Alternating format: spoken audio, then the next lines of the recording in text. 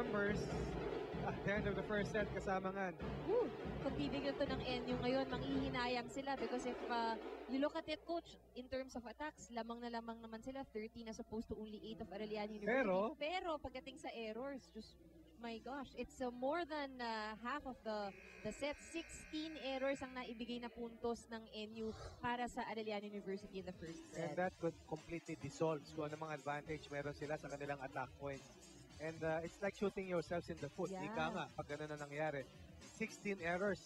Siguro pag dinoble mo yan, pang buong laro na yan, we are just nakakatapos pa lamang ng ating unang set. Kaya masakit. At tingnan natin kung maiipsan ito ng National U dahil mararamdaman mo dumulas yung first set sa kanilang mga kamay. And yun nga, coach, nakita natin, ang laki nung kalamangan nila nung una. Pero Sobra. binanggit natin that in the first set, talagang very composed din naman itong Lady Chiefs. At sa umpisa ng second set, nakikita natin yung energy is also there, nabuhayan, kumbaga, dahil sa panalo nila nung unang set. Yun yung keyword, nabuhayan eh. I thought that Arellano was shaky to start the first set. But eventually, pag binigyan mo nga naman ng kumpiyansa yung kabila, at nakuha nila yung kanilang kumpiyansa, magkakaproblema ka. And again, an unforced error. Jaja Santiago not connecting once more. 17. Bibilangin natin yan. 16 unforced errors in the first set. Plus the first one here in the second set. Let's see kung may ayos ito at may kakamada lang mas mabuti ng National U.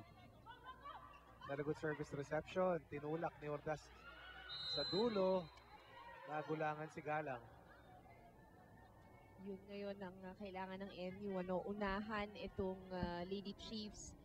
Because in the first set, Coach Ronnie, all the Lady Chiefs needed was that yung isang palo na nakita natin from Tubiera, na talagang sumunod-sunod na ang pagpuntos nila. Actually, majority ng mga attack points nila doon na sa dulo ng galing. CJ Rosario not able to put that ball away. Pumuelo si Ordaz. Galang. Umeke, binigay dito kay May Aganon. Ordaz gets a second serving. Ordaz generates another point for National U.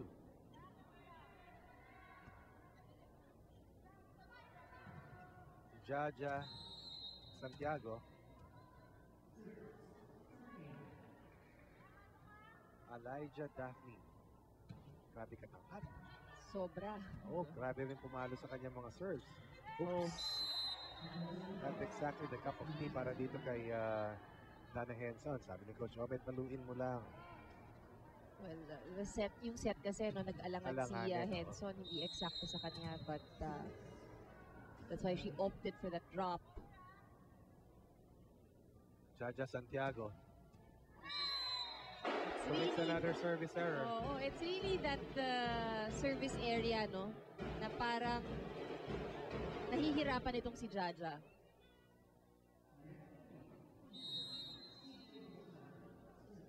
Gotta be consistent at sayang yung mga giveaway points. CJ Rosario, the tallest player para dito sa Arellano. Serving earlier. Dana Henson. Good dig coming from General. Ordaz. Henson for Arellano. Backside for Ligacion. Double block versus Aganon. A push coming from Nabor. Henson. Umiwas sa double block. Sumobrang iwas dito ni Dana Henson. 4-3 for National U. Second set action. First set going in favor of the National U. Shakey's. If it's Fun Family and Pizza, it's got to be Shakey's.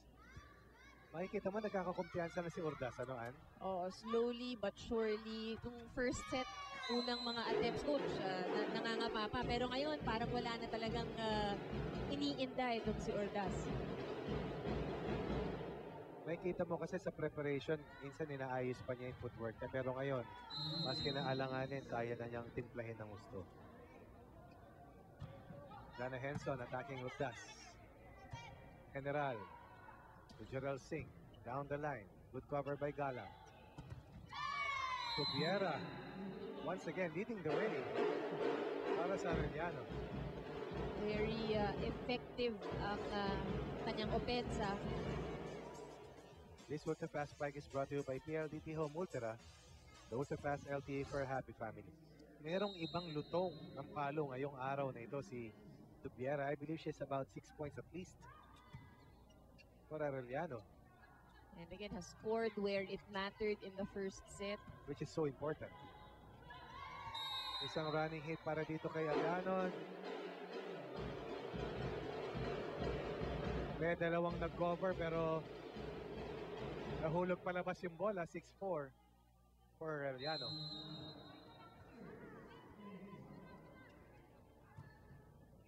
Benson once again going to Urdas. Oops. Nakita mo yung reaction tayo Oo. dito, Pierre. Ang bilis tumalon eh.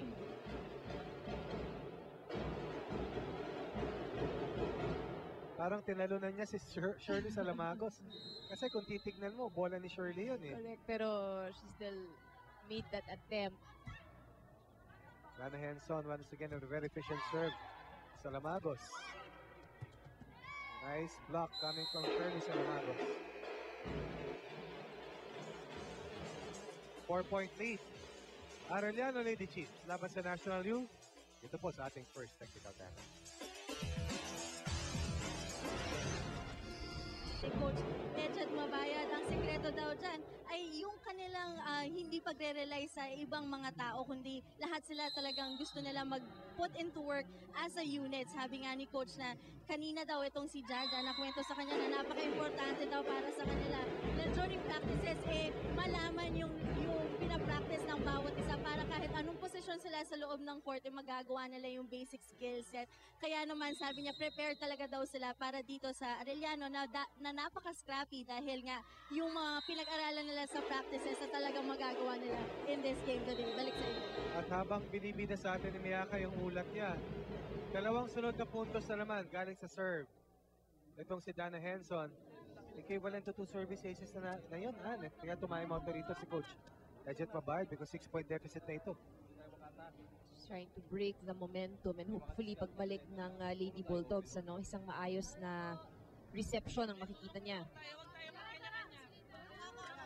Being good means not just being efficient sa mga skill sets. Being good means also being a good teammate and trying to be a vocal leader or leading by example. Right now, yan ang hinahanap dito ng National U. Tahimik sila, nakatingin sila kay Jaja, umaasa sila rito kay Singh, and they're hoping that Jolan will be steadier. But right now, this is a huge deficit na tinitignan nila. And I guess this is where they feel the absence of their senior players, Correct. Pablo and Santiago. Kasi Yes. when everything else fails, you need that someone, that Correct. one person who will bring the team together, aayusin niya, kakalmahin kayo para umayos at makabawi agad. Minsan kasi meron kang boses na gusto mong naririnig. That is reassurance for everyone. Just to make sure that okay pa tayo. Sabi ni ate, okay pa tayo. Tubiera, okay na okay. Once again. Almost another point para dito kay Menchi Tubiera. That's good recognition once again for Jenica Ligasyon. And itong si Tobiera, I think what really works with her offense, Coach, ang bilis ng flick ng kanyang wrist. So you'll see that a lot of the balls, hindi man siya yung talagang power spike, pero ang bilis ng land. So hindi pa nakaredy yung Bola. depensa na ipapalo na yan. Oo. And you really see the spin of the ball. Oops. Nakarami na rin itong si Oo. Henson. 4 na sunod-sunod na punto sa serve ni Dana Henson. 8-4 kanina. First technical timeout. Umakyat yan sa 12-4. 5 serving 12. NU. Ligasyon. Salamagos na beaten. Urdas from the back. Regalo. Dun sa open reception ni Dana Henson. Doble ang score ng Arellano kontra dito sa National U. 12-6 for Arellano. Ultra fast LTE for happy family. With speeds up to 10 Mbps monthly internet first low. That's 999.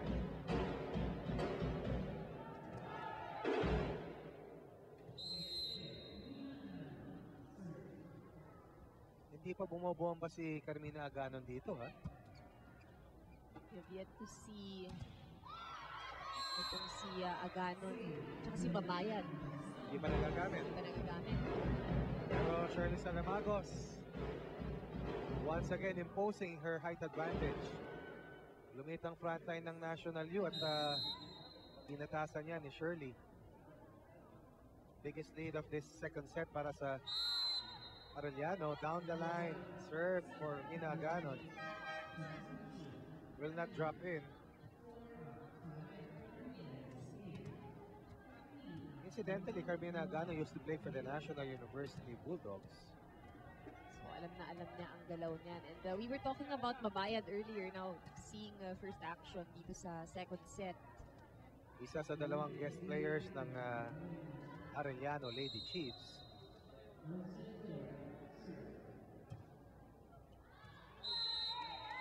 It's an ace para dito kay Doria. At tinginan si Henson at si Galang. Pero sa kanilang pagtingin, nahulog yung bola sa loob. 8 serving 14. Biggest deficit was 8 points earlier. Ooh. Ooh. Sabi ni Jaja, ang gandang pagkakasetup naman nito. At kailangan mag-ingat ang Arellano rito dahil yung mga ganyang puntos na yan. Pag nakasukat ng gusto si Jaja, madadali sila. Yep. 8-point deficit sliced to 5. Doria pumping life into the chances of National U. Off-hand attack galing dito kay Mabayad. Jaja and Yolan combining for the 10th point ng National U. Santiago bumabawi dito sa second set. Timeout muna ang Arellano. Nakakakahabulin na. Hindi tayo makakakahabulin. Kung pag nakita mo, bigla bumalik yung bola, huwag mo nang umalis. Bantayan mo muna yung flicker. Doon ka tumaw. Dito ka sa open na. Importante yung receive, bilis. Receive, di ba rin kumapos yung bola, huwag lang over. Kasi nag-reset lang natin eh.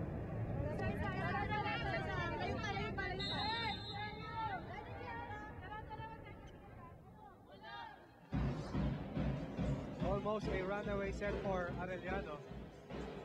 But service reception seems to be a problem for them. Laban dito kay Doria. Jaja Santiago also reawakening. At pag nagising, ang sleeping giant ika nga, ala, problema yan para dito sa Arellano.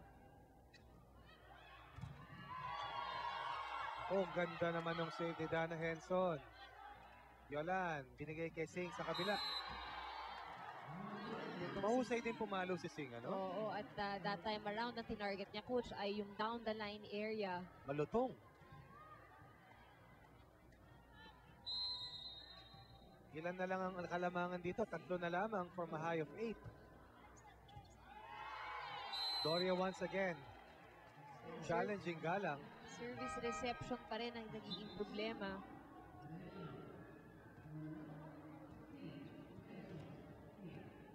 Inayos ba ni Coach Obet yung alignment dito sa reception nila? Well, ngayon, no, adding more people to receive. May 4 na tao. Kanina, 3 lang. Babayad pumapasok sa may attack line. Axel is the official outfitter of the Shakey's Billy.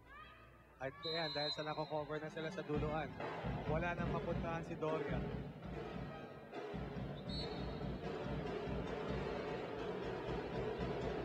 Pero ang laki nung kinayo ni Doria doon, ha? 8 kanina yon. Pero sa ngayon, malakas ang first 9 nitong Lady Chiefs. Si Tubiera still there. Rosario now back in. So makakatapat sa height ni Santiago. Binitik ni Jaja sa likuran. Napunta kay Carino. Tubiera seems to have the number of the blockers ng National U. Second technical timeout. 4-point lead for Arellano at 16-12.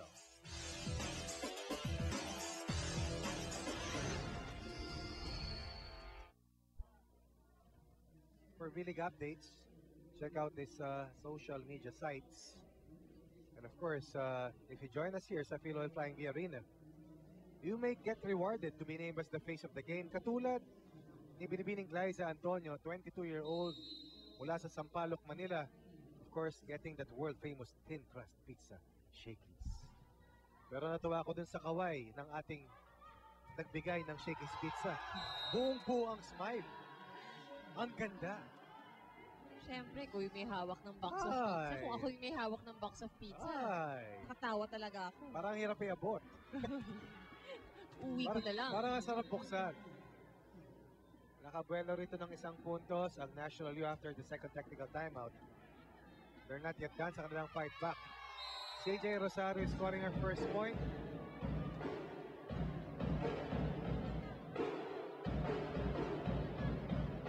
Itong si Henson, kailangan ma-sustain niya no, yung same energy na meron ng kanilang front line nung si Tubiera ay nasa harap pa. Yolan going to Jaja. Jaja against the double block. Degasyon going to Henson. Ito yung sinasabi mo, Ann. On cue, Henson delivers.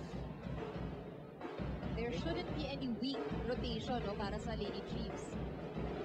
Mabagal ba yung transition ng depensa ng National U? Oo, sa ngayon, yes. Adjustment is really needed.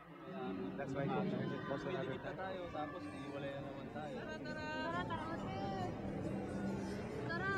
Hindi kayo nagkakaintindihan. Wala ko na yung block natin.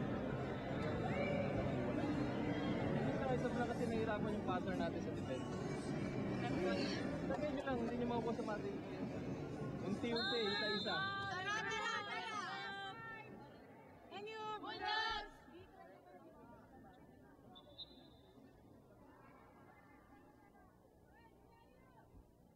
Earlier, they were breathing down the neck of the Lady Chiefs.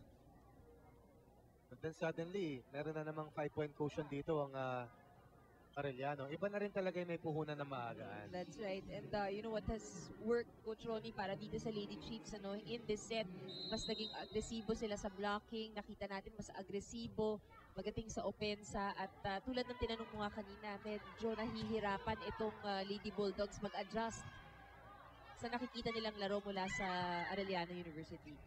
Oops! Nabitin si Jaja. Hinabol ni Melchi Tubiera. Dana Henson. Naganap ng check ball. Dana Henson.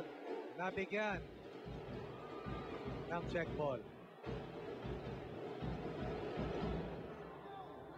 Alam mo, nanonood ako ng FIVB volleyball. Grand Prix, May replay na eh. Meron na. Meron na, no?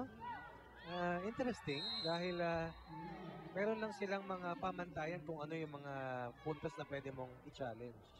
And every set meron ka lang dalawa na challenges na inaalaw. Pwede. Pero one thing is certain, it slows the game down. That's one. Yes.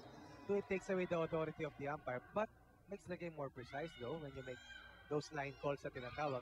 At tulad ng check ball na yon.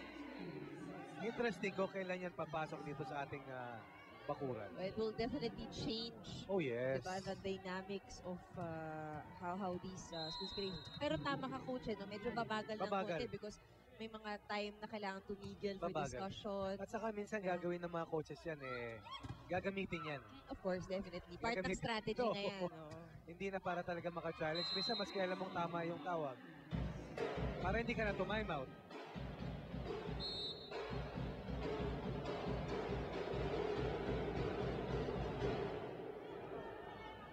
Sa akin kasi okay ako sa technology. Basta it doesn't slow the game down, one. And number two, it does not give undue advantage doon sa magulang. Oo. Kasi talagang gagamitin mo eh. Tama, oo. You maximize Yes. mo yung ganyang panibagong rules. Kasi as a spectator and as a fan, gusto ko yung mabilis na aksyon. Gusto ko talaga tuloy-tuloy yung aksyon. Dahil lalong-lalo sa dulo pag natigil. Minsan kung ano na naiisip mo eh, di ba?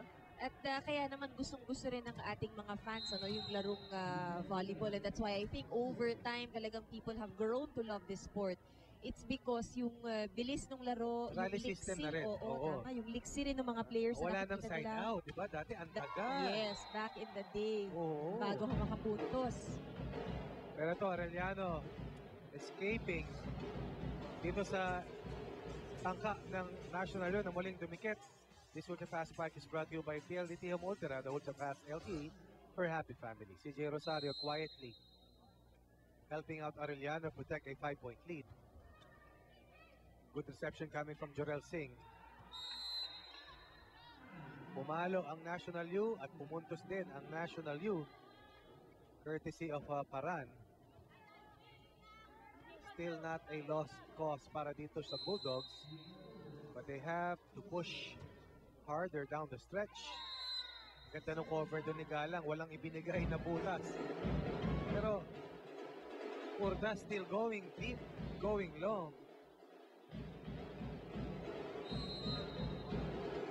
Nako, ito na naman ngayon. This rotation for the Lady Chiefs. Mas pabor. Umapabor sa kanila, no? At alam mo, kanina yung service ni Dana Henson doon, parang gusto kong bigyan ng pamagat na never-ending story. At ito namang si Tubiera, nagmamadali. Oo. Pero gandun din naman si Doria para sa kabilang banda for National U earlier. And she instigated a huge uprising for the Lady Bulldogs because as the official ball of the Shakey's feeling. But somehow an 8-point cushion is tough to overhaul. And eventually there was still enough cushion para sa...